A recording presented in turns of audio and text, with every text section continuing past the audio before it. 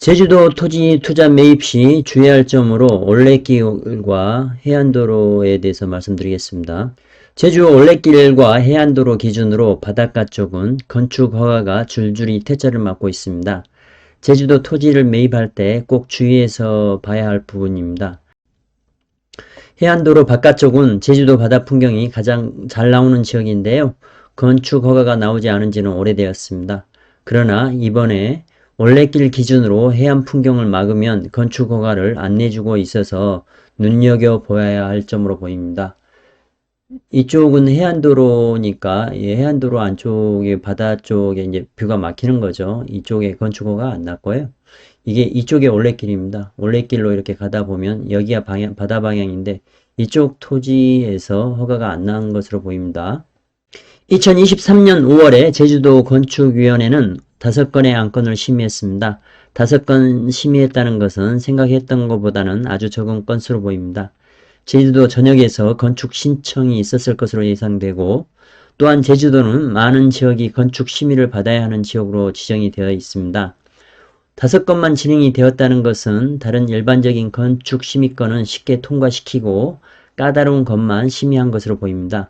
부결 이유가 나오는데요. 오름 및 해양 경관이 우수한 지역이라서 자연 경관 보존 가치가 있어서 건축 심의를 부결한다고 말했습니다. 해양 경관뿐 아니라 오름을 언급한 것도 눈에 띄는데요. 만약 경관 심의가 강화된다면 오름 전망을 가로막는 건축도 불허할 가능성이 있어 보입니다. 해당 남원리 하레리 토지의 정확한 위치는 알 수가 없어서 대략 예상해 보았는데요. 주변에는 오름은 없습니다. 한라산은 보이긴 한데요. 한라산은 제주도 대부분의 지역에서 보이는 것이라서 한라산이 보인다고 건축 규제를 하면 너무나 많은 제주도 토지가 건축이 불가능할 것으로 보입니다. 기사에 나온 하레리 토지에서 바닷가 쪽으로 내려가 보니 이와 같은 풍경이 나옵니다. 도로에서 바다 풍경이 보이는데요. 도로와 바다 사이에 건물을 짓게 되면 바다 풍경이 안 보이게 됩니다. 이런 지역에는 건축을 안 내주겠다는 것입니다. 해당 도로는 일종의 해안도로 역할을 하게 되는 것입니다. 이쪽이 바닷가 쪽이고요. 올레길, 이쪽이 올레길이니까 올레길과 바다 사이에 있는 토지에는 건축허가 힘들게 됩니다. 올레길 바닷가 반대편은 건축허가 나오겠죠.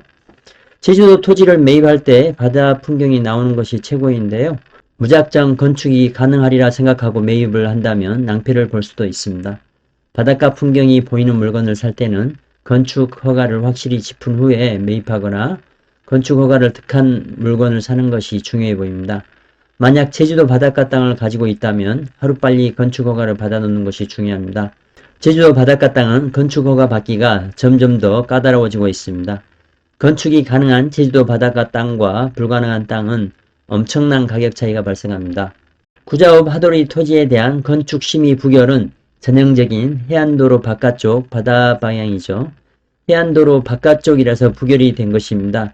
해안도로에서 바다가 보여야 하는데 바다가 보이지 않으면 안 되기 때문에 해안도로 바깥쪽은 건축허가가 지속적으로 안 나오고 있는 상황입니다. 이 사진에서 보면 해안도로 바깥쪽 토지에 건축허가를 신청했는데요. 부결이 되었습니다. 해당 제주도 토지 위치는 바다 풍경을 누리기에 최상의 위치입니다. 그러나 건축허가 나지 않는다면 효용가치가 아주 떨어지는 토지가 되는 것입니다.